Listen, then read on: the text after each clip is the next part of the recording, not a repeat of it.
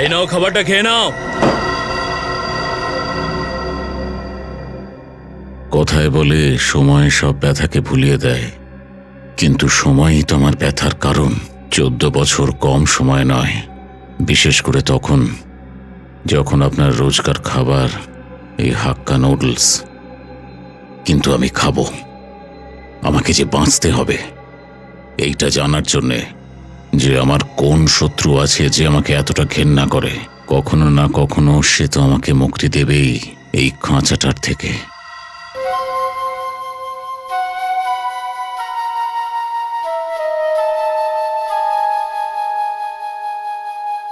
সেই সুর আবার।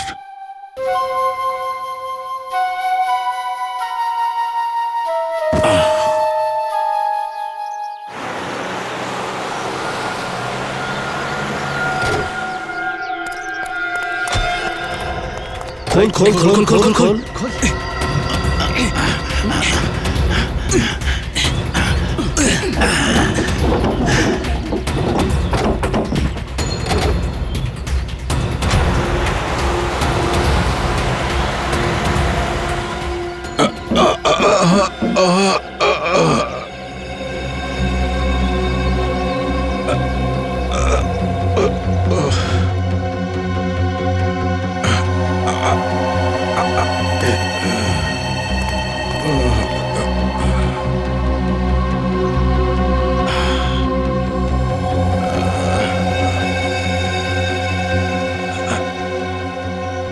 আমাকে তোমরা কোথায় ফেলে দিলে?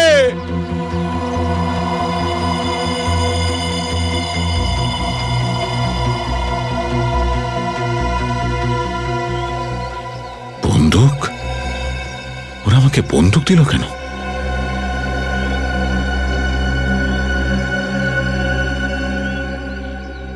টাকার নোট এতগুলো?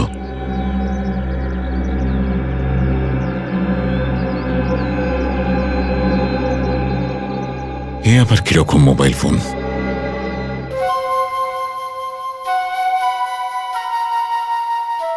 ওর ফোনে আসছে। হ্যালো হ্যালো, কোথায় তুমি? চিন্তিত হওয়ার কোনো কারণ নেই। আমি জানি তোমাদের সময় মোবাইল ফোন কম ব্যবহার করা হতো, আর এই যে 1000 টাকার নোট তোমার কাছে দিয়েছি সেটা তো তোমাদের সময় ছিলই না। তুমি কে বলছো? তাতে তোমার কি লাভ, আমি কে সেটা জেনে? তুমি আমাকে 14 বছর এই ঘরে কেন বন্ধ করে রেখেছিলে? আমি তোর সঙ্গে দেখা করতে চাই। আমি জানতে চাই যে আমি কি করেছি। তুই আমাকে কিডন্যাপ কেন করেছিস? সবকিছু খুব তাড়াতাড়ি তুমি জেনে যাবে। টাকা আর বন্দুক তোমাকে সাহায্য করবে। আমিও তোমার সাথে দেখা করার জন্য মুখিয়ে রয়েছি। শুধুমাত্র 3 দিন তোমাকে দিলাম। 3 দিনের মধ্যে তুমি আমার সামনে দেখা করো, মারতে পারলে মেরে ফেলো। হ্যালো হ্যালো হ্যালো, আমি তোকে খুঁজে বের করব। আমি তোকে ছাড়বো না।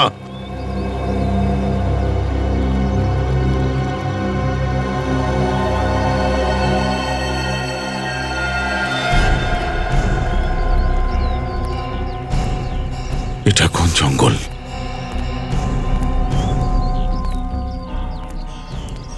কোথাকার জঙ্গল কি জানে?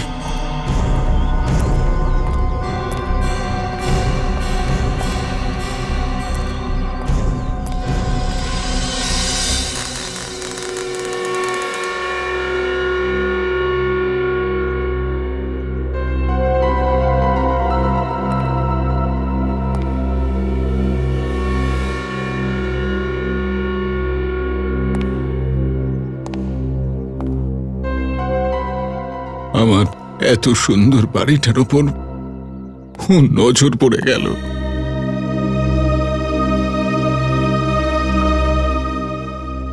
ওকে আমি ছাড়বো না। ও আমার জীবনটা তছনছ করে দিয়েছে, আমার ঘরটাকে বরবাদ করে দিয়েছে। আমি ওকে খুঁজে বের করব, খুঁজে বের করবই।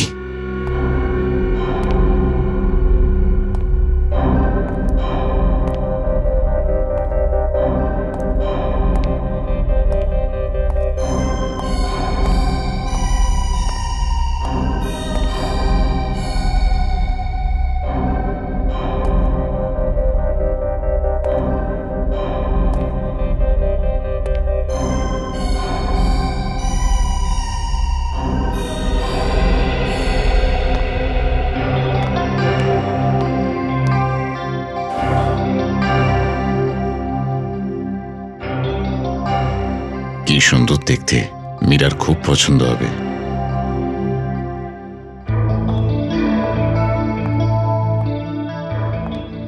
কি ব্যাপার, এত খুশি দেখাচ্ছে? খুশিরই তো কথা। কি হলোটা কি আমাকেও বলবে না? বলছি একটু সবুর করো, সবুরের ফল মিঠে হয়। কত সুখী পরিবার ছিল আমার। আমার মীরা মা কেমন আছে? কত খুশি ছিলাম। এবার তুমি বাইরে যাও।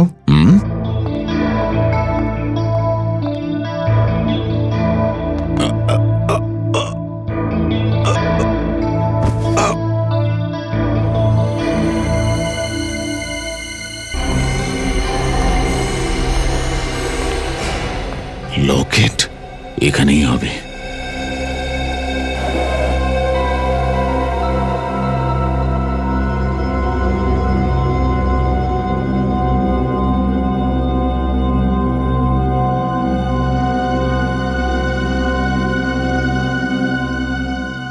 এটা আমি আমার কাছেই রাখি।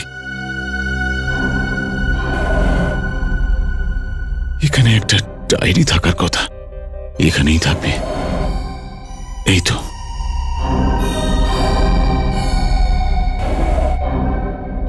এতে ওর নাম্বার থাকবে।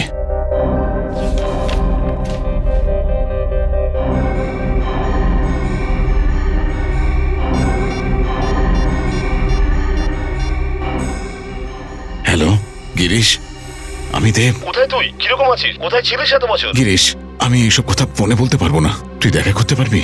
অবশ্যই দেখা করতে পারি, আমাদের ওই পুরনো ঠিকাতেই দেখা করব। টাটারা ডিস্কোথেক 8টার সময়। তুই মহেশ, খুনি? আমি জানতাম এই ঘরে তুই একদিন না একদিন নিশ্চয়ই আসবি। তুই কি ভেবেছিলি 14 বছর পর পালিয়ে আবার ফেরত আসলে তোর যে সাজাটা পাওয়া উচিত তার থেকে তুই বেঁচে আমি যাবি? কোনো অন্যায় করিনি। তুই তোর স্ত্রী পিয়াকে খুন করেছিস। আমি এক্ষুনি সিআইডি কে ফোন করছি। সিআইডি কে ফোন করো না। আমি মহেশ, আরে সিআইডি কে ফোন করো না। তোর কাছে বন্দুক? তাহলে তো আমাকে ফোন করতেই হবে।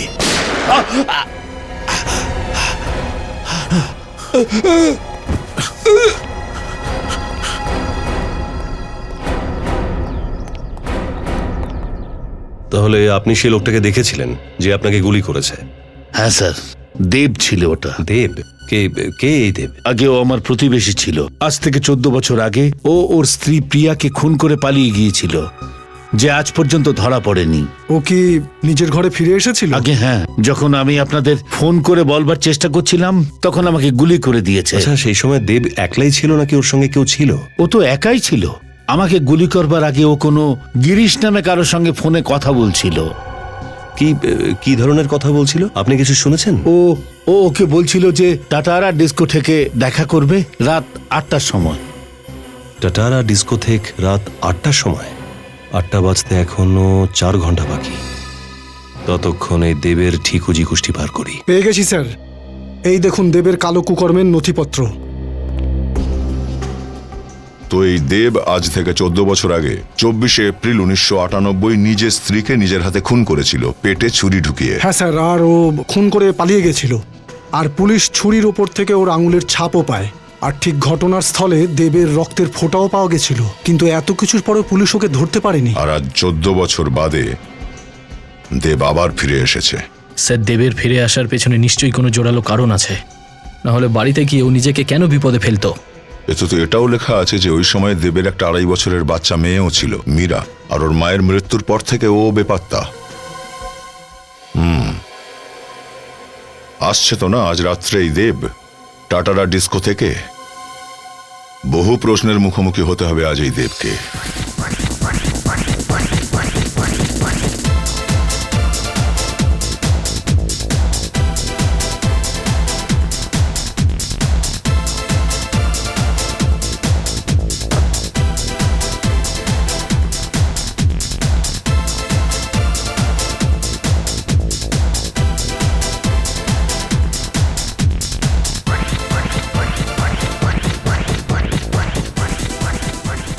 হাই হ্যান্ডসাম, আমি আপনার জন্য একটা ড্রিঙ্ক নিতে পারি? নাও। No problem, no issues. অন্য কিছু করতে পারি? হ্যাঁ, জাস্ট লিভ মি অ্যালোন। আমি আপনাকে একলা ছেড়ে দিলে তাহলে আপনাকে গ্রীষ্মের সঙ্গে কে দেখা করাবে? তুমি গিরিশকে জানো? ইয়েস, এসো আমার সাথে।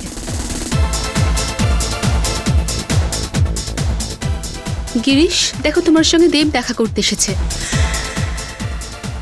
হে ভাই ম্যান, আরে এতদিন কোথায় ছিলে?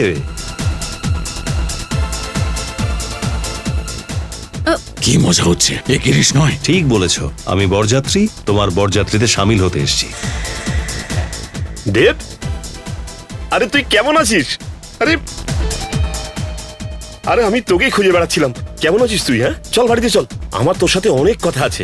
কেউ কোথাও যাবে না, প্রথমে তোমরা শ্বশুর বাড়ি যাবে। শ্বশুর বাড়ি? হ্যাঁ, শ্বশুর বাড়ি, সিআইডি ব্যুরো। CID bureau? আমার কাছে সময় নেই। সময় তো আমার কাছেও একেবারে নেই। যে অপরাধটা তোমরা আমার কাছ থেকে কবুল করাতে চাইছো সেটা আমি করিনি। মিথ্যে বলছো তুমি। তোমার স্ত্রী প্রিয়াকে তুমিই খুন করেছো। আমি তো স্কুলে পড়ার সময় থেকেই ওকে ভালোবাসি। স্কুল লাইফের সময়? তার মানে তুমি আর প্রিয়া একই স্কুলে পড়তে? কোন স্কুলে তুমি পড়তে? একই স্কুলে নয় স্যার, আমি গ্রিন হর্নসে ছিলাম আর ও এসকে স্কুলে। আমি ওকে জীবনের থেকেও বেশি ভালোবাসতাম। আমি ওর খুন কেন ও করব? সত্যি কথা বলছে স্যার। আপনি? আমার নাম গিরিশ, আমি দেবের বন্ধু। প্রিয়া বৌদি আর দেবের প্রেমের কথা তো আমরা সব বন্ধুরাই স্বীকার করি। যদি তুমি খুন নাই করে থাকো তো এত বছর কোথায় ছিলে তুমি? পুলিশের ভয়ে পালিয়ে বেড়াচ্ছিলে কেন? আমি পালাইনি। তাহলে 14 বছর কি হিমালয়ে গিয়ে বসেছিলে, ধ্যান করছিলে? স্যার, আমাকে কিডন্যাপ করা হয়েছিল। কিডন্যাপ? তাও 14 বছরের জন্য? হ্যাঁ। মানে 1998 থেকে 2012 পর্যন্ত তুমি কিডন্যাপারের কাছে বন্দী ছিলে? হ্যাঁ। কে করেছিল তোমাকে কিডন্যাপ? আমি জানি না স্যার। হ্যাঁ, জানো না তুমি? তুমিই বলছো যে কেউ একজন তোমাকে 14 বছর ধরে কিডন্যাপ করে রেখেছিল, আর এখন বলতে চাইছো তুমি জানো না কে কিডন্যাপ আমি করেছিল? কখনো ওকে দেখতে পাইনি স্যার, আর ও কখনো নিজের নামও বলেনি। ঠিক আছে, নাম জানো না, কারণ তো তুমি জানো তোমায় কিডন্যাপ করার। আমাকে কোনো কারণ বলেনি ও। কারণও তোমাকে বলেনি, আর তুমি চাইছো যে তোমার গল্পে আমরা বিশ্বাস করব যে 14 বছর তোমাকে কেউ কিডন্যাপ করেছিল, বন্দি করে রেখেছিল, অথচ কে করেছে তুমি জানো না, কেন করেছিল সেটাও তুমি জানো না। তাহলে এবার এটা বলো, কোথায় রেখেছিল তোমাকে কিডন্যাপ করে, বলো। আমি জানি না স্যার। একটা ঘরে আমাকে রেখেছিল, যাতে টিভি, ফ্রিজ, এসি সব রকমের সুবিধা ছিল। আমি ওকে জানি না, আর আমি এটাও জানতাম না যে আমাকে ওই ঘরে 14 বছর থাকতে হবে। তোমার এই গল্প আমরা কখনোই বিশ্বাস করি না।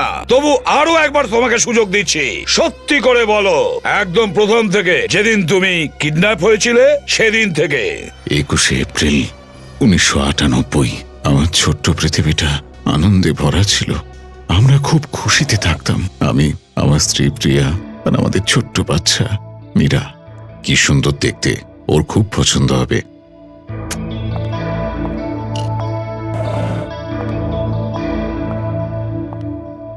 কি ব্যাপার, এত খুশি দেখাচ্ছে? খুশিরই তো কথা। কি হলোটা কি, আমাদেরকেও বলো। আরে সব বলবো, আগে একটু সবুর করো। সবুরের ফল মিঠে হয়। আমার মীরা মা কেমন আছে? আচ্ছা, ওকে নিয়ে বাইরে যাও, আমি আসছি। তুমি কিন্তু বললে না কি ব্যাপার। তুমি যাও, আমি গিয়ে এক্ষুনি বলছি।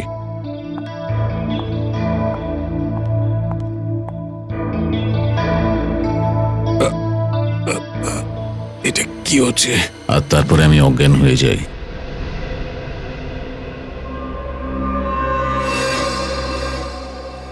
যখন জ্ঞান এলো, দেখি কোনো একটা অচেনা জায়গায় আছি। সেই সময় আমি জানতাম না যে আমাকে সেখানেই 14 বছর কাটাতে হবে। অবশ্যই এটা যদি জানতেও পারতাম, তাহলে কি আমার কষ্ট একটুও কম হতো?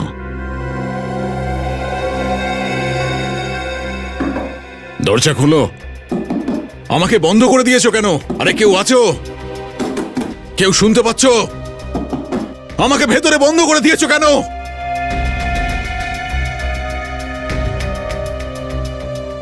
এটা কোথায় আমি? হ্যাঁ, ভেতরে আমাকে বন্ধ করে দিয়েছে। আরে, এ তো জানলাও নেই। টিভি আছে, সমস্ত রকমের সুবিধে, আমাকে আমাকে সবকিছু দিয়েছে, কিন্তু এরকম অন্ধকুঠুরিতে বন্ধ করে রেখেছে কেন? এই নাও খাবার। আরে ভাই, আমাকে বন্ধ করে দিয়েছে কেন? তোমাদের টাকা চাই? কত টাকা বলো, আমি দেবো। আমাকে ছেড়ে দাও। ওর কাছে টাকার অভাব নেই। কার কাছে? কি নাম ওর? আমাকে বলো, আমাকে বলো ওর নাম। সেটা খুব তাড়াতাড়ি জানতে পারবে। ছাড়, কে ও? ছাড়, ছাড়, ছাড়। আর তারপর একদিন 4টে লোক ভেতরে এলো। আমি বুঝতে পারছিলাম না ওরা আমার রক্ত কেন নিচ্ছে। আমার রক্ত নিল কেন? যাবার আগে ওরা আমার গ্লাসটাও নিয়ে নিল। ওরা কেন এমন করলো? আরে কোথায় যাচ্ছ? চল চল চল চল চল চল। একদম কথা বলবি না, ছাড়। আমাকে ছেড়ে দাও, আমাকে ছেড়ে বলছি, দাও, ছাড়। আমাকে ছাড়ো। পরে আমি বুঝতে পারলাম যখন আমি নিউজ চ্যানেলে দেখলাম আজ সকালে দেব নামের একজন সিভিল ইঞ্জিনিয়ার নিজের স্ত্রী প্রিয়াকে ছুরি মেরে খুন করেছে। ছুরির উপর দেবের হাতের ফিঙ্গারপ্রিন্টস আর মেঝেতে পড়ে থাকা রক্ত দেখে এটাই অনুমান করে নেওয়া যায় যে এই খুনটি দেব নিজেই করেছেন। দেব এখন নিরুদ্দেশ, পুলিশ ওনাকে খুঁজে বেড়াচ্ছেন। দেব ও প্রিয়ার একটা 2.5 বছরের মেয়ে রয়েছে যার খোঁজ এখন অবধি পাওয়া যায়নি। পুলিশের অনুমান হলো দেব ওকে নিজের সঙ্গেই নিয়ে গিয়েছেন।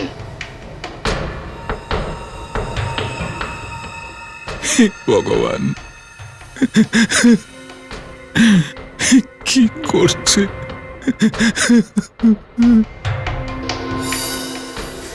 কেন তোমরা প্রিয়াকে মেরেছো? আমি তোমাদের কি ক্ষতি করেছি? কি ক্ষতি করেছি?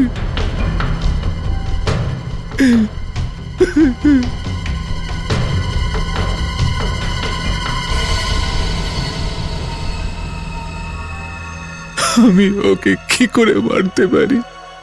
বলো বলো, আমি প্রিয়াকে কি করে মারবো? হ্যাঁ? আমি প্রিয়াকে এত ভালোবাসি।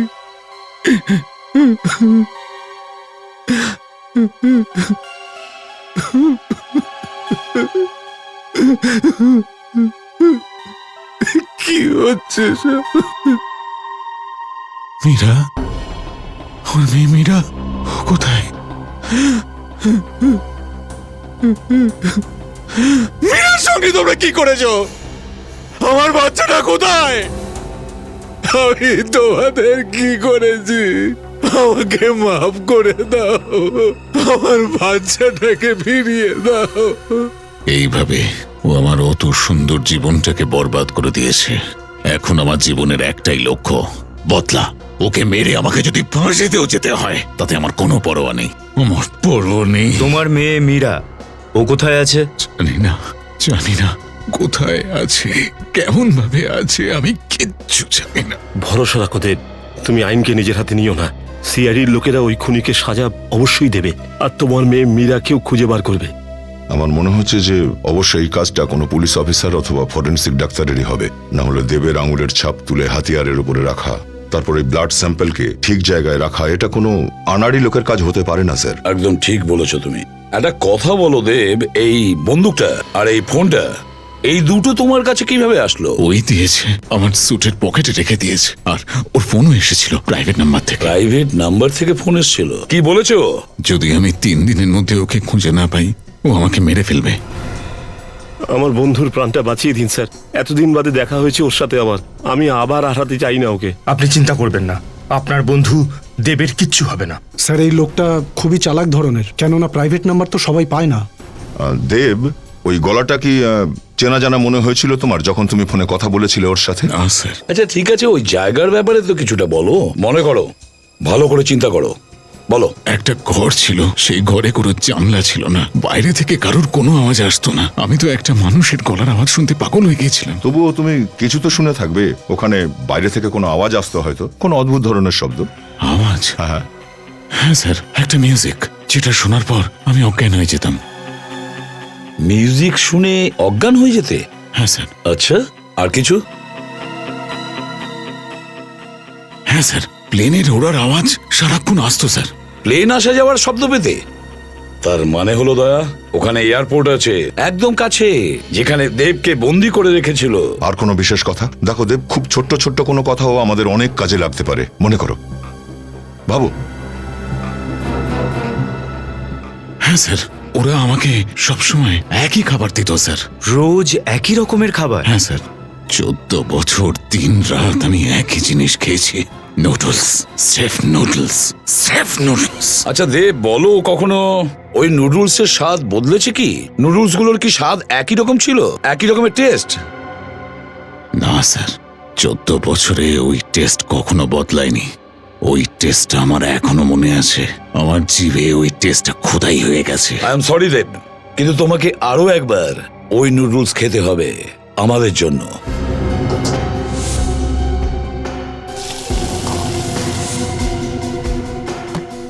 টেস্ট করুন মিস্টার দেব।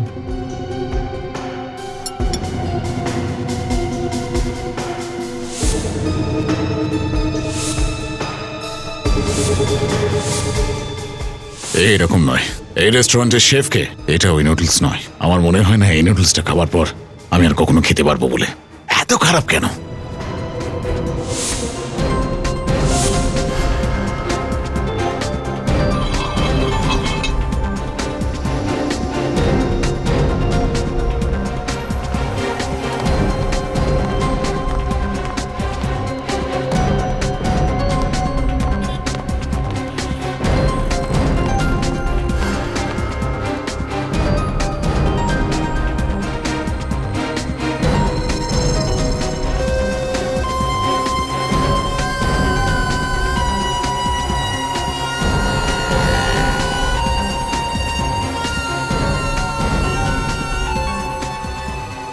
এই নুডলটাই ওইটা যেটা আমি 14 বছর ধরে খেয়েছি। আপনি একদম ঠিক বলছেন। আমি আমার নাম ভুলে যেতে পারি, কিন্তু এই টেস্টটা ভুলবো না। তাহলে জানার চেষ্টা করছি 14 বছর ধরে নুডলসের ডেলিভারি এক জায়গায় কি করে হচ্ছিল।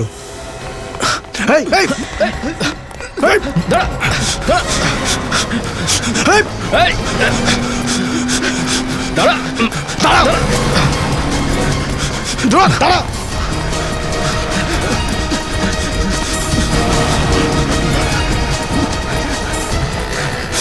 দাঁড়া, দাঁড়া।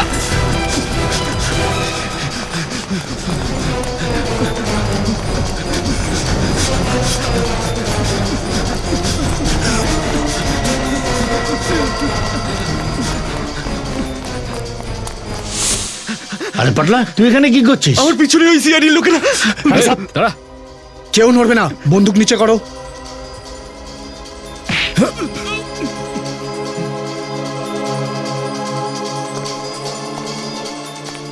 এটা তো আমি। আমার মনেই হয়েছিল ওই ঘরে ক্যামেরা লাগানো আছে। কেন কিডন্যাপ করেছিলে আমাকে? তোমার সাথে আমি কথা বলতাম না? ছাড়ুন। সে আমি নই। তুমি ছিলে। এই, বলছি না আমি নই। তোমাকে আটকে রাখবার জন্য একজন আমাকে টাকা কে দিয়েছিল। দিয়েছিল টাকা? আমি জানি না। ও সবসময় আমাকে ফোন করতো। ওই ফোন নাম্বারটা দাও, দাও। ও সবসময় ওর প্রাইভেট নাম্বার থেকে ফোন করতো। আর টাকা? ও তোমাকে টাকা কি করে দিত? ও প্রত্যেক মাসের 1 তারিখে বিল্ডিং এর নিচে ড্রপ বক্সে রেখে যেত। এই যদি ওই লোকটা না হয়, তাহলে আসল লোকটা কে? যে আমার এত বড় শত্রু, যে 14 বছর ধরে আমাকে আটকে রাখার জন্য পয়সা দিয়ে গেছে। সেটা তো ঠিক জানতেই পারবো। দেখো দেব, আমি চাইছি যে তুমি প্রত্যেকের নাম লেখো। তোমার ছেলেবেলা থেকে আজ পর্যন্ত সেই সব লোকেদের নাম। কারোর সাথে যদি তোমার ঝগড়া হয়ে থাকে বা তুমি কাউকে দুঃখ দিয়ে থাকো, কখনো কখনো একটা ছোট্ট কথাও প্রতিশোধ নেওয়ার জন্য যথেষ্ট।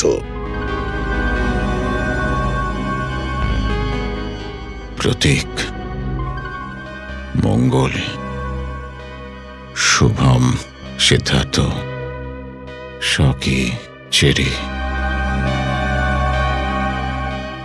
এই হচ্ছে আমার শত্রুদের লিস্ট। প্রতীক, মঙ্গল, শুভম, সিদ্ধার্থ, শকি, অশোক আর জেরি।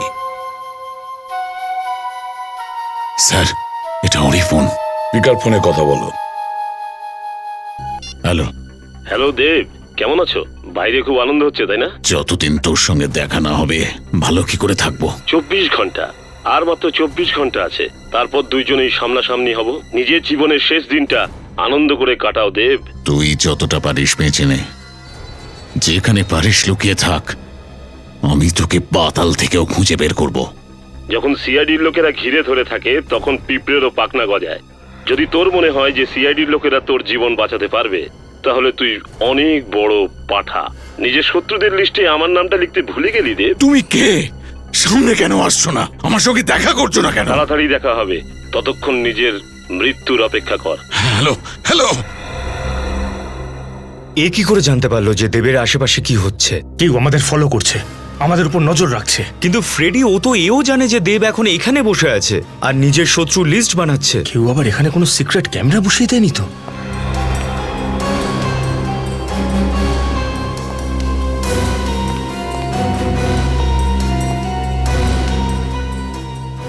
না স্যার, এখানে তো কোনো ক্যামেরাই দেখতে পাচ্ছি না।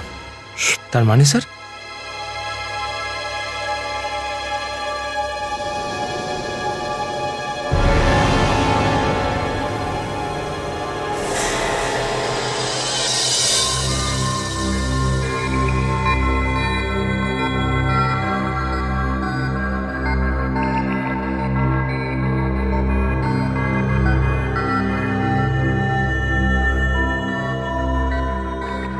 কিন্তু স্যার,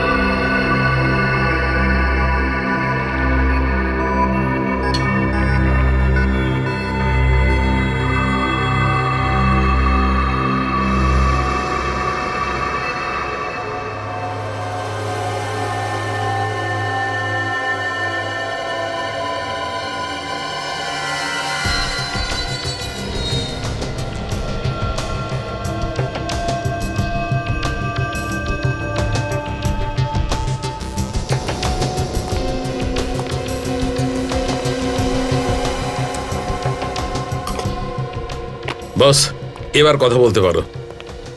এই কার্ডটা আমি সাউন্ড প্রুফ বক্সে রেখে দিয়েছি, এখন আমাদের কথা কেউ শুনতে পাবে না। এই কার্ডের জন্য কিডন্যাপার আমাদের থেকে এক ধাপ এগিয়ে আছে। এবার দেখব। আচ্ছা সালুকে, এই দেব ওর জ্ঞান ফিরবে কখন? 2 ঘন্টার পর এর অ্যানাস্থেসিয়ার কাজটা শেষ হয়ে যাবে, তারপরে সেন্স আসবে। স্যার, যেই এই কাজটা করেছে তার মাথাটা একটু অন্যভাবেই চলে। ও আগে দেবকে 14 বছর ধরে ঘরে বন্দি রাখে, তারপর যখন ছাড়লো ওর শরীরে এই কার্ডটা ফিট করে দিল, যাতে ও সব সময় ওর কথাগুলো শুনতে পায়। আর এই কার্ডটাও সেই সময় লাগানো হয়েছে যখন দেবকে ওখানে বন্দি করে রাখা হয়েছিল। কিন্তু একটা কথা কিছুতেই বুঝতে পারছি না যে দেব জানতে পারলো না কেন যখন ওর পিঠে এটা সেট করছিল। মিলেনিয়াম গ্যাসের কারণে বস। আচ্ছা, ওই গ্যাসে যখন আমরা দেবের ব্লাড টেস্ট করলাম তখন দেবের ব্লাডে আমি মিলেনিয়াম গ্যাসের ট্রেস পেয়েছি। দেখো সালুকে, এই গ্যাসটা তো রাশিয়ান সেনার চেষ্টায় আতঙ্কবাদীদের জব্দ করার চেষ্টা করেছিল। আর বস, এর বডিতে আমি ভিটামিন ডি খুব কম মাত্রায় পেয়েছি। সালুকে, যখন একটা লোক 14 বছর ধরে সূর্যের আলো থেকে বঞ্চিত হয় তার অবস্থা তো এরকমই হবে। শুধু এটুকুই নয় স্যার, এই রক্ত থেকে আমরা স্নোডেন থার্ভেল নামে একটা ওষুধও পেয়েছি। স্নোডেল থার্ভেল? এটা আবার কি ধরনের ওষুধ? স্যার, এই ওষুধটা স্কিজোফ্রেনিয়ার চিকিৎসার জন্য ব্যবহার করা হয়। স্কিজোফ্রেনিয়া তো এক ধরনের মাথার অসুখ, তাই না? হ্যাঁ ফ্রেডি, তুমি একদম ঠিক বলেছো। কিন্তু স্যার, কিডন্যাপার এই ওষুধটা দেবকে কেন দিয়েছিল? যাতে করে দেবের মানসিক স্ট্রেংথটা বজায় থাকে। বস, যদি কোনো মানুষকে একটা অন্ধকার ঘরের মধ্যে 14 দিন পর্যন্ত আটকে রাখা যায়, তাহলে একাকিত্ব আর অন্ধকারের কারণে ওর মানসিক স্ট্রেংথ হারিয়ে ফেলে। অলস মস্তিষ্ক শয়তানের বাসা। আর বেচারি দেবকে তো 14 বছর ধরে এইরকম একটা অবস্থার মধ্যে অন্ধকার বদ্ধ ঘরের মধ্যে আটকে রাখা হয়েছিল। রজত, এই কিডন্যাপার নিশ্চয়ই চাইতো যে 14 বছর পরে যখন বাইরে যাবে তখনও ওর সেন্স ঠিকঠাক কাজ করবে। হ্যাঁ স্যার, মনে তো এরকমই হচ্ছে। যে এই কাজটা করেছে তাকে ধরাটা খুবই জরুরি। সেটা তো আমরা করেই দেখাবো। প্রথমে খোঁজ নাও এই কার্ড, এই চিপ কে বিক্রি করেছিল আর কাকে বিক্রি করেছিল। কোন তারিখটা বলছিলেন আপনি? 2 সেপ্টেম্বর 2010। আর ওই কার্ডের ব্যাচ নম্বর হলো X91PXP4। X91PXP4, September 2010। ইয়েস। আমি এই কার্ডটা দিয়েছিলাম। হ্যাঁ, এই নাম্বার। এই কার্ডটা কাকে দিয়েছিলেন আপনি? ইন্সপেক্টর ঋষভকে। ইন্সপেক্টর ঋষভ? ইন্সপেক্টর ঋষভকে 2 বছর আগে সাসপেন্ড করে দেওয়া হয়েছিল। কিন্তু কেন? কমিশনার সাহেব ঘুষ নেওয়ায় ওকে ধরে ফেলে। এই ঋষভের অ্যাড্রেসটা চাই। অ্যাড্রেসটা আপনি পেয়ে যাবেন। আপনাদের সাথে যে দেখা হলো সেটা যেন কেউ জানতে না পারে। আপনি চিন্তা করবেন না। স্যার, আমার প্রথম থেকেই সন্দেহ ছিল এই অপরাধে কোনো পুলিশ বা ফরেনসিক ডক্টরের হাত আছে। হ্যাঁ, কিন্তু রজত, এই ঋষভই একমাত্র সূত্র যে আমাদের ওখানে নিয়ে যেতে পারে। আর পুলিশ ডিপার্টমেন্টে থেকেও এ ধরনের নোংরা কাজ করছে। স্যার, এমন না তো যে আগেই জানতে পেরে গেছে যে আমরা এখানে এসেছি? একটা কাজ করো, দরজাটা ভেঙে ফেলো। স্যার।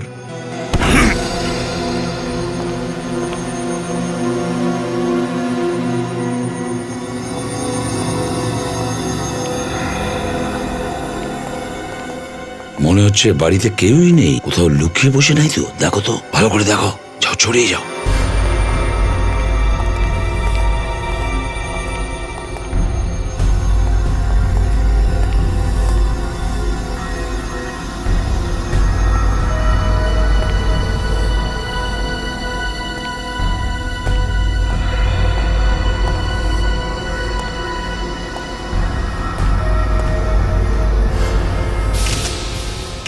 স্যার, হ্যাঁ,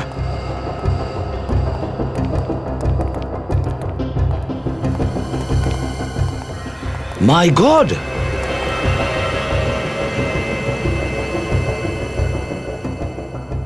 এই আবার রেশম নয় তো? খুব নৃশংসভাবে ছুরি দিয়ে মেরেছে একে। কম করে 5-6টা স্ট্যাপ তো করেছে। স্যার হতে পারে এই কাজটা দেবকে যারা কিডন্যাপ করেছিল তাদের। হ্যাঁ সচিন, হতে পারে। ও হয়তো জানতে পেরেছিল যে কার্ডটা ও সেট করেছিল সেটা কাজ করছে না, আর সেই জন্য ঋষভকে মেরে ফেলেছে। ভালো করে চেক করো, এর ঘরের প্রত্যেকটা কোণা ভালো করে চেক করো, কিছু না কিছু তো নিশ্চয়ই পাবো আমরা।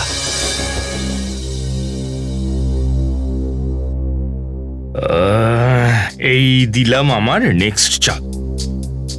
এই গেল আপনার পড়ে। ফেসে গেলেন তো আমার জালে। 1, 2, 2.5। আপনার রানী আপনি হারালেন। আমি তো আমার রানীকে আগেই হারিয়েছি। আই এম সরি বন্ধু, আমি বুঝতে পারছি যে আপনার মনের উপর দিয়ে কি যাচ্ছে।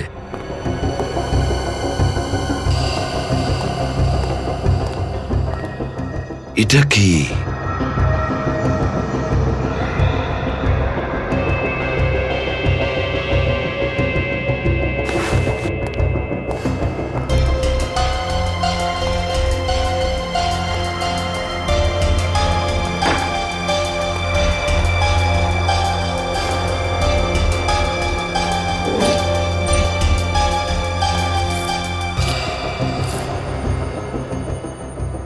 Green Horn school, class of 1985, reunion. Rajat, Sachin, এই দেখো কি পেয়েছি। Green Horn school, class of 1985, reunion. Green Hall school, এর মানে ঋষভও গ্রিন হল স্কুলে পড়তো? শুধু ঋষভই নয়, দেবও ওই স্কুলেই পড়তো। এমনটা হয়নি তো যে খুনি এই দেবের শত্রুও একই স্কুলে পড়াশোনা করতো? হ্যাঁ স্যার, হতেই পারে। কিন্তু স্যার এই দেব কখনো ওই স্কুলে পড়তো এমন কোনো লোকের কথা বলেনি। সেটাই তো, কেন কেন বলেনি? না না না না, কিছু একটা গোলমাল আছে। একটা কাজ করো, এই দেবের সঙ্গে কথা বলো, পেড্রিককে ফোন করো, ওকে জিজ্ঞাসা করো, ভেবে চিনতে যেন বলে, খুব ভালো করে মনে করে বলবে যখন ওই স্কুলে পড়তো তখন ওর কারোর সঙ্গে আদৌ শত্রুতা ছিল কি না।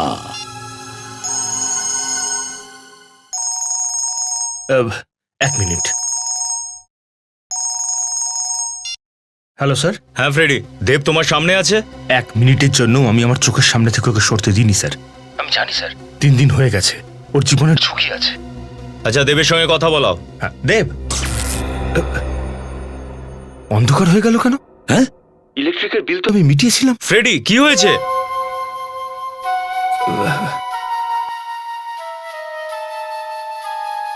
স্যার এই একই ধরনের মিউজিক তো দেবের ফোনের রিংটোনও। হ্যাঁ এরকমই মিউজিক, এই মিউজিকটাই। এ তো ওই মিউজিকটাই। আমার মাথাটা এরকম ঘুরছে কেন?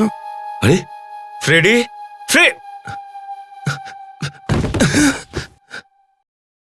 কি হলো? ফোন কেটে গেল স্যার। নিশ্চয়ই কোনো গোলমাল হয়েছে ফেডরিকের ঘরে।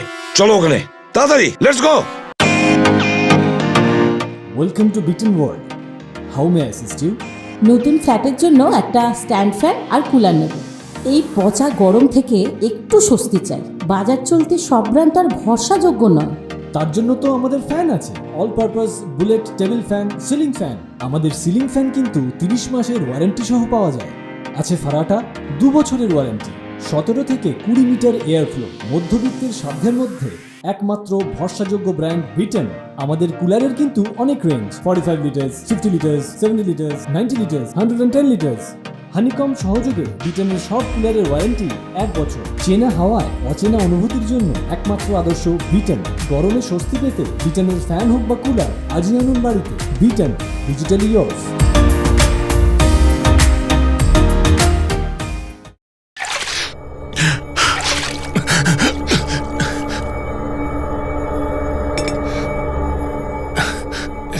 Good morning Dev uncle. কে তুমি? আমি তোমাকে মুক্ত করতে এসেছি। যেমন করে আমার বাবা তোমাকে 14 বছরের যাবজ্জীবন থেকে মুক্ত করেছে, তেমনি আমি তোমাকে এই পৃথিবী থেকে মুক্ত করব। তোমার বাবা কে? সেটা তুমি জানতে পারো না। নিজের সব থেকে বড় শত্রুর নাম তুমি না জেনেই মরে যাবে।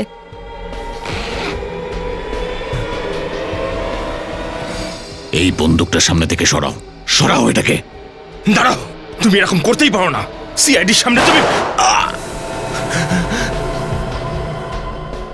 কি হলো, ভয় পেয়ে গেলে? এত বড় হয়ে ভয় পেয়ে গেলে? যখন গুলি বেরোয় না, তখন কিছু বোঝা যায় না। গুলি চলার প্রথম মুহূর্তটাই সব থেকে ভয়ানক হয়। আর এই ভয় তোমার মাথায় আছে। ভাবনা চিন্তা বন্ধ করে দাও, আর ভয় একা একাই চলে যাবে, আর তারপর সব কিছু ঠিক হয়ে যাবে। কে তুমি? তোমার বাবার নাম কি? তোমার বাবা কে? কে তোমার বাবা? প্রভাত কুমার। প্রভাত কুমার? হ্যাঁ, প্রভাত কুমার। তুমি কি ভাবলে আমি তোমাকে নাম জানানোর আগেই মেরে দেবো? এই নাম জানাটা তোমার জন্য খুব দরকারি, কারণ এইটাই ওই নাম যেটা মরার আগে তোমার কানের মধ্যে বাজবে। কে প্রভাত কুমার? আমি কোনো প্রভাত কুমারকে চিনি না। তাহলে তো তুমি আমার মাকেও চেনো না। আরে তোমার মা কে? চিত্রাঙ্গদা কুমার, যাকে তুমি খুব বাজেভাবে খুন করে দিয়েছো। আমি কারুর খুন করিনি। তোমার বাবাকে এখানে ডাকো। ও তোমার জন্য অনেক আগেই অনেক কিছু সহ্য করেছে। ওনাকে এখানে ডাকার কোনো দরকার নেই। অনেক কথা হয়ে গেল, এখন তোমার মরার সময় হয়েছে। দাঁড়াও, দাঁড়াও, তুমি এরকম করতে পারো না।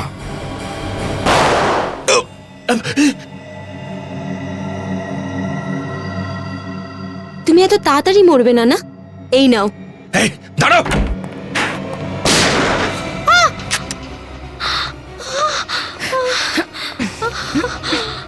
মরার কথা তো ভাবিসই না। তোমরা কারা?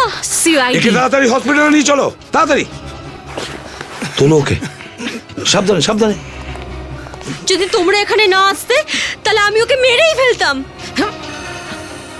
আমরা মারতে দিতাম তবে তো।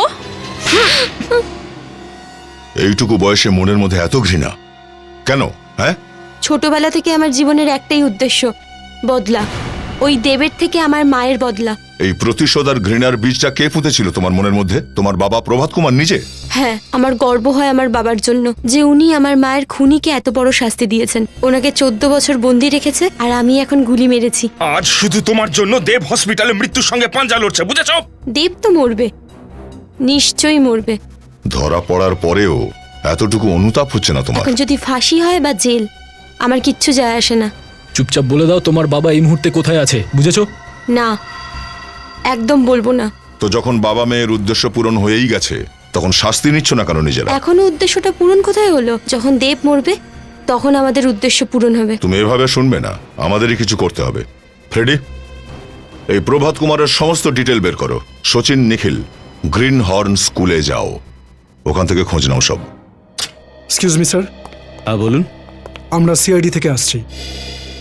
আপনারা আমার স্কুলে কি করছেন? মানে বলছিলাম আমার স্টুডেন্টরা কিছু ভুল করেছে নাকি? না, আপনার স্টুডেন্টরা কোনো ভুল করেনি।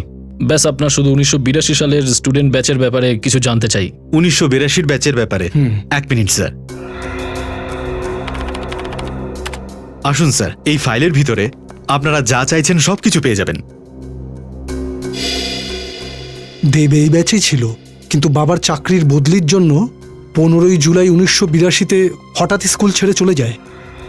2 সেপ্টেম্বর 1982-তে দেবের ক্লাসে নীলাম নামে একটা মেয়ে ছিল যে আত্মহত্যা করেছিল, কিন্তু আত্মহত্যার কারণটা জানা যায়নি। প্রিন্সিপাল স্যার, আপনি এর ব্যাপারে কিছু বলতে পারবেন? আগে না স্যার, আমি তো 5 বছর হলো এখানে এসেছি। 1982-তে মিস্টার দীননাথ এখানের প্রিন্সিপাল ছিলেন। উনি কিছুদিন আগেই মারা গেছেন। মারা গেছেন? হ্যাঁ স্যার। এখানে এটাও লেখা আছে যে নীলমের একটা ভাইও আছে যে ক্লাস 8-এ পড়তো এই স্কুলেই। কি নাম ওর? প্রভাত কুমার। এই প্রভাত কুমার তো নাতাশার বাবার নাম। হ্যাঁ স্যার। এটার মানে হলো প্রভাত পাস আউট হয়েছিল 1985-তে পাস আউট হয়েছিল। তাহলে তো 1985-এর ফাইল দেখতে হয়। এ কি, প্রভাত আর ঋষভ দুজনে একই ক্লাসে পড়তো? এর মানে এরা দুজন দুজনকে খুব ভালো করে চেনে, আর এই জন্যই প্রভাত ঋষভের থেকে ওই কার্ডটা নিয়েছিল দেবের শরীরে ঢোকানোর জন্য। আর যখন আমরা ওই কার্ডের ব্যাপারে জানতে পারলাম, তখন প্রভাত কুমার ঋষভকে এই রাস্তা থেকে সরিয়ে দিয়েছে। হতে পারে নিখিল, কিন্তু বাবার চাকরির বদলির জন্য 15ই জুলাই 1982-তে যে নীলমের মৃত্যুতে দেবেরই হাত আছে। এই জন্যই তো প্রভাত দেবের সাথে বদলা নিতে চাইছিল। কিন্তু স্যার নীলমের মৃত্যুর কারণ যদি দেব হয় তাহলে দেব আমাদের কাছে এত কিছু লুকোলো কেন? হতে পারে নিখিল যে দেব এটা জানেই না, কেননা দেব স্কুল ছেড়েছিল জুলাই মাসে আর নীলম আত্মহত্যা করেছিল সেপ্টেম্বর মাসে। আচ্ছা প্রিন্সিপাল স্যার, এদের সবার ফটো পাওয়া যাবে? হ্যাঁ স্যার। স্যার, এটা হলো দেব আর এটা নীলম। তাহলে তো স্যার এই ফাইলে ঋষভ আর প্রভাতের ছবিও থাকা উচিত। ও মাই গড, এটা হলো প্রভাত। স্যার এই হলো প্রভাত কুমার? হ্যাঁ নিখিল, এবার সময় এসে গেছে খরগোশটাকে গর্ত থেকে বার করার। স্যার, আমি প্রভাত কুমারের বাড়িতে গিয়েছিলাম, তার কোনো সন্ধানই পেলাম না। ফোন করেছিলে ওকে? হ্যাঁ করেছিলাম, ফোনটা বন্ধ আছে। আপনারা অনেক চেষ্টা করলেও আমার বাবাকে ধরতে পারবেন না। স্যার, আমি গ্রিন হর্ন স্কুল থেকে আসছি। এই দেখুন স্যার, এই প্রিন্ট আউট। ও নাতাশা, তোমার পিসি যে আত্মহত্যা করেছিলেন সে কথা জানো তো তুমি? আমার কোনো পিসি নেই। ছিল, নীলম কুমার নাম ছিল ওনার। তবে হ্যাঁ, সেপ্টেম্বর 1982-তে তিনি আত্মহত্যা করেছিলেন। কিন্তু বাবা কখনো বলেনি এই ব্যাপারে। ও বলেনি তোমায়? হয়তো ভুলে গেছিলেন উনি। আচ্ছা, উনি এটা তো তোমায় বলেছেন না যে নীলম কুমার আর দেব একই স্কুলে পড়তেন? এটা কি বলছেন আপনারা? এটা দেখো, পড়ো এটা।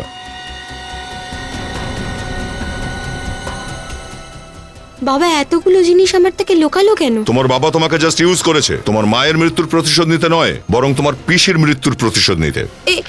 এই সমস্ত কাগজ ভুল। আপনারা মিথ্যে বলছেন না? কি নাম জানো তোমার মায়ের? চিত্রাঙ্গদা কুমার, তাই না? হ্যাঁ। কোনো ছবি আছে ওনার তোমার কাছে? না, বাবা কখনো মায়ের ফটো দেখায়নি। চিত্রাঙ্গদা কুমার নামে কোনো মেয়ে থাকলে তবে তো দেখাবে না। আপনি কেন এত বাজে বকছেন? কেউ চিত্রাঙ্গদা কুমার বলে নেই, এটা শুধু একটা কাহিনী তোমাকে ইউজ করার জন্য। এগুলো মিথ্যে, তাই তো? তোমার মা আর বাবার বিয়ে হয়েছিল কবে? 25শে ফেব্রুয়ারি 1993। ম্যারেজ রেজিস্ট্রেশন অফিসেও আমরা গেছিলাম, ওখানে জানতে পারি প্রভাত কুমার আর চিত্রাঙ্গদা কুমারের কোনো বিয়ের রেজিস্ট্রেশনই করা হয়নি। এটা হতে পারে না। আচ্ছা, এই ব্যাপার। আপনাদের মনে হয় যে আপনারা এইসব কথা বলে আমাকে গাধা বানাবেন? তাহলে আমি নিজের বাবার ঠিকানা বলে দেবো, তাই তো? আমি বাবার ঠিকানা কখনো বলবো না আপনাদের। আরে তোমার বাবাটা কে সেটা তুমি জানো? এর মানে কি? দয়া, আমাদের সন্দেহ ঠিক ছিল। এটা পড়ো। এটা কি? DNA report. তোমার ডিএনএ রিপোর্ট আর মিস্টার দেবের ডিএনএ রিপোর্ট ম্যাচ করে যাচ্ছে। মিস্টার দেব তোমার বাবা, তোমার আসল বাবা, প্রভাত কুমার নয়। এই রিপোর্টস গুলো ভুল একদম। এগুলো সব মিথ্যে। আপনারা মিথ্যে বলছেন, তাই না? এটাই সত্যি কথা। তোমার মুখে যখন এই তিলটা দেখেছিলাম আমরা, সেই মুহূর্তেই আমাদের সন্দেহ হয়েছিল যে তুমি হয়তো মীরাই, দেব আর প্রিয়ার মেয়ে। এটা হতে পারে না। মীরা তোমার মায়ের হত্যাকারী প্রভাত কুমার। ও নিজে প্রিয়াকে মেরেছে আর সেই খুনের দায় দেবের উপরে ফেলেছে, আর তারপর মেয়ের হাতে বাবাকে মেরে প্রতিশোধ নিতে চাইছে। এটা হতে পারে না। এই প্রভাত অনেক বড় প্ল্যান করেছিল। ও ভেবেছিল যে মেয়েকে দিয়ে বাবার খুন করিয়ে দেবে। এইভাবে মীরার ফাঁসি হয়ে যাবে আর দেবের সারা পরিবার শেষ। এই ভগবান, এটা আমি কি করলাম? আমি নিজের হাত দিয়ে আমার বাবাকে গুলি মেরেছি। এটা কি করলাম আমি? আমি প্রভাত কুমারকে ছাড়বো না, মেরে ফেলবো ওকে। মীরা, প্রভাত কুমারের অন্যায়ের শাস্তি আইন দেবে তাকে। তুমি শুধু আমাদের এটুকু বলো, এখনো কোথায় আর?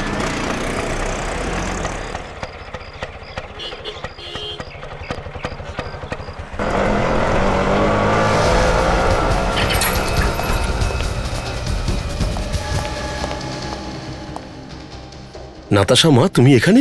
সিআইডির লোকেরা তোমাকে ছেড়ে দিল? সিআইডিরা আমাকে ছেড়ে দিল। যখন আমি আমার নিজের মায়ের দুঃখজনক মরার খবর শুনেছি, তখন দয়ারও হৃদয় গলে গেল। দয়ার মনও গলে গেল? আরে বোকা মেয়ে, দয়ার মন কখনো গলতে পারে না, কেননা ওর মনটা লোহা দিয়ে তৈরি।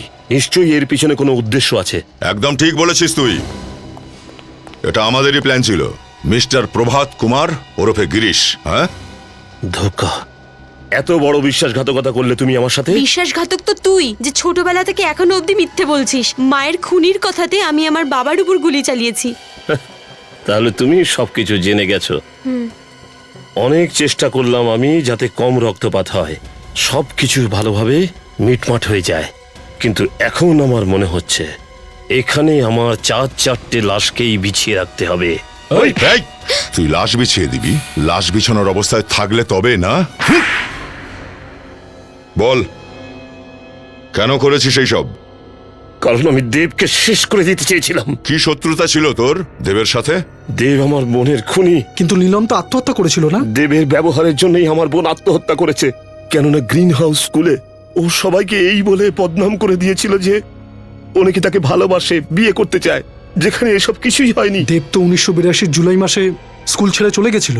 হ্যাঁ, কিন্তু দেবের স্কুল ছেড়ে দেওয়ার পরও ওই স্কুলের বাকি ছেলে মেয়েরা আমার বোন নীলমের পিছনে লাগতে ছাড়েনি।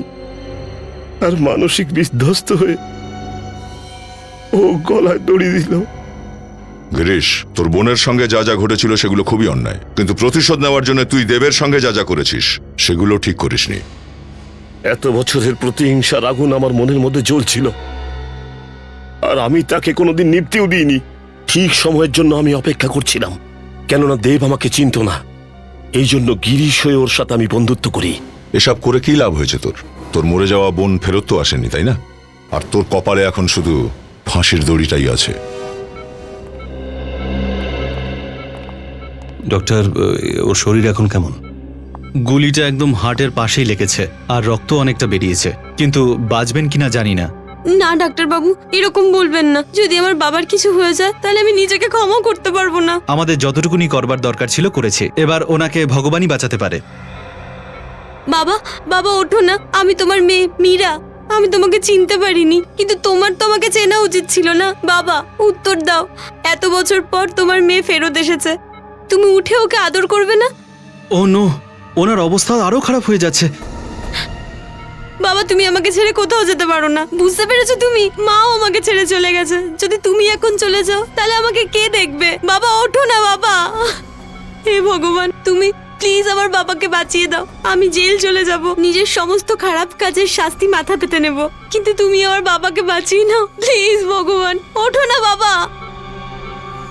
ওনার জ্ঞান ফিরছে। বাবা আমাকে ক্ষমা করে দাও, আমি অনেক বড় ভুল করে ফেলেছি। আমার তোমার উপর গুলি চালানো উচিত হয়নি।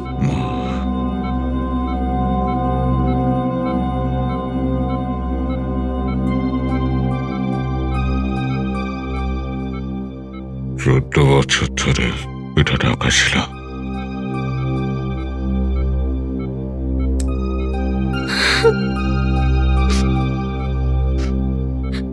এটা তো আমার ছোটবেলার ফটো।